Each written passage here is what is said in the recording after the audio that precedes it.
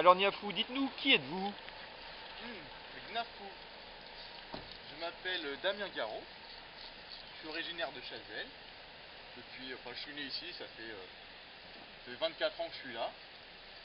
Et donc, je suis un graffeur. Un graffeur, ne pas confondre avec le tagueur. Ah, quelle est la différence? C'est très simple.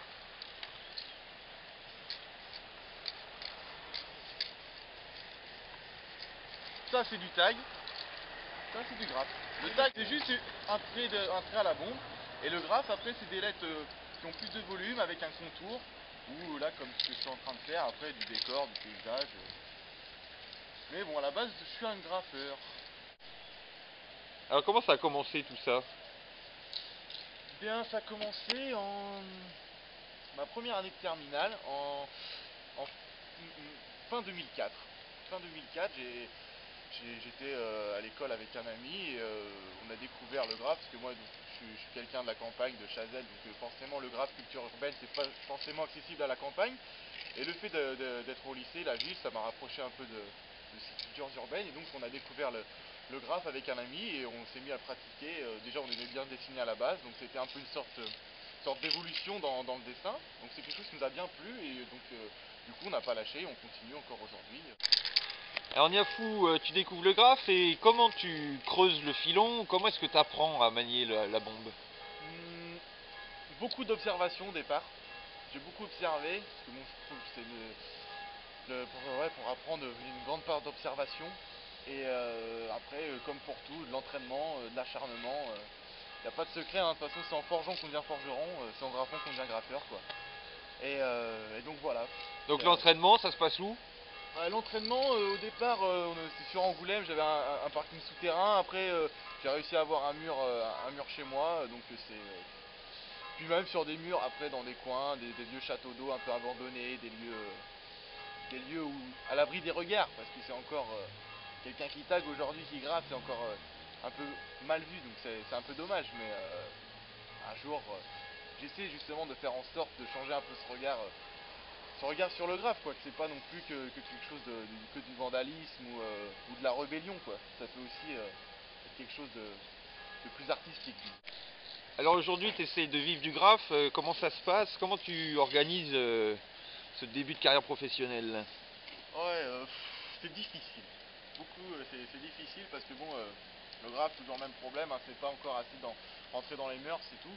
Donc après, moi, non, j'essaie d'en vivre essentiellement pour faire de la décoration intérieure, extérieure, particulier, entreprise, histoire d'égayer un peu ces murs tout gris, tout moches. Et puis ça, côté aussi publicité pour les magasins, les devantures de store, choses comme ça. Est-ce que tu as déjà quelques réalisations? Ouais, j'ai des petites réalisations sur Angoulême. Après, j'en ai 2-3 à Chazelles. Et sinon, après, ouais, si, sur Angoulême. Après, dans les petits bleds aux alentours, des chambres d'enfants, des salles de jeu, des intérieurs de restaurants. Qu'est-ce que tu pourrais nous citer comme exemple? Comme exemple, Si sur on... Chazelles, il y a le stade de foot à Chazelles, il y a la supérette, la salle au Civado. Après, sur Angoulême, j'ai fait les stores de l'Échiquier, un bar qui est rue du Paris. J'ai fait une façade de restaurant vers Victor Hugo. J'ai fait la devanture du Phénix. Alors après, pour des particuliers, des chambres d'enfants. Ok. Après, là, non, mes souvenirs sont. Le Et... sex shop d'Angoulême aussi. D'accord. Très intéressant. Ouais. T'as demandé à être payé en nature, non, peut-être? Non, non, non, trop hard pour moi. Alors comment tu fais pour essayer de contourner les difficultés de l'entrée dans la professionnalisation? Bah, déjà au départ, je fais partie d'une association aussi, CADIS, Creative Discipline, qui a le but de promouvoir les artistes dans les différentes cultures urbaines, donc c'est-à-dire graphe, soit rap, danse. Et donc au départ, cette association m'a bien aidé pour justement me lancer. J'ai travaillé beaucoup en association donc avec elle. Et donc là, j'essaie un peu de voler de mes propres ailes, mais donc c'est pas toujours évident. Et aujourd'hui, je crois que sans cette association, je pense pas que je pourrais faire ce que je fais. Et ouais, c'est donc association, beaucoup de contacts, donc ces contacts forcément ça débouche sur des décos, des trucs comme ça. Et après par la suite, forcément ça découle de l'argent. Comment ça se passe l'argent au niveau administratif? Comment tu te fais rémunérer? Sous quel régime? Ben, je suis à la maison des artistes, et sinon à côté de ça j'ai une micro-entreprise de décoration. Alors comment tu vois ton avenir? Comment je vois mon avenir? Déjà premièrement enfin même j'aimerais pouvoir en vivre. Parce qu'aujourd'hui j'arrive malheureusement pas à en vivre.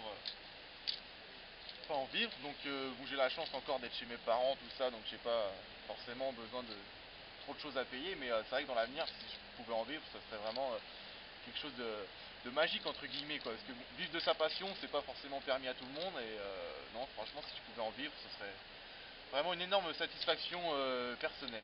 Alors Niafou, décris-nous un petit peu la scène angoumoisine du Graphe. Qu'est-ce qui se passe à Angoulême? Est-ce que c'est dynamique? Et est-ce que c'est difficile d'être graffeur quand on est dans un village rural comme Chazelles? Non, le fait que je sois de Chazelles, je pense pas que ça a son importance par rapport au graphe quoi. Je veux dire, maintenant le graphe dans l'évolution, c'est plus que de l'urbain, ça se démocratise, ça arrive à la campagne, justement c'est bien intéressant. Sinon pour la scène angoumoisine,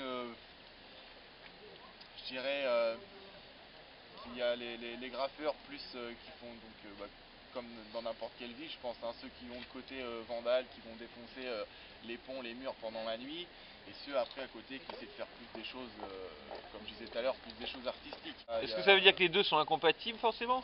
Non, non, non, pas spécialement, parce qu'il y en a qui essaient justement de faire quelque chose, des choses plus artistiques, mais à côté de ça, qui ont gardé cette mentalité du graphe pour entre guillemets, comme on dit, pour représenter et puis mettre sa griffe un peu partout sous les ponts.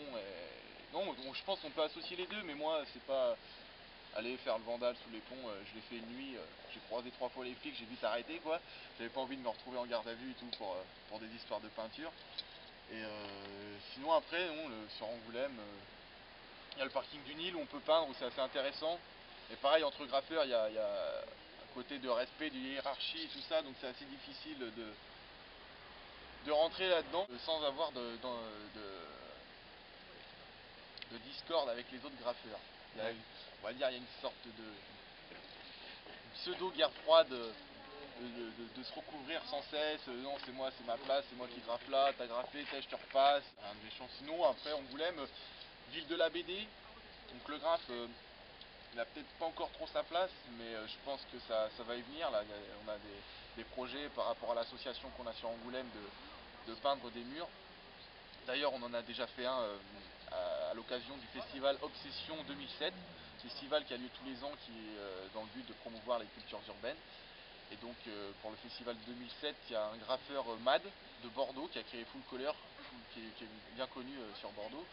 Le gars, il a peint l'aéroport Zurich, il a fait des belles choses, il a 20 ans de peinture derrière lui, donc on a peint un mur sur Angoulême à l'occasion de ce festival, et qui fait partie des murs peints justement d'Angoulême maintenant.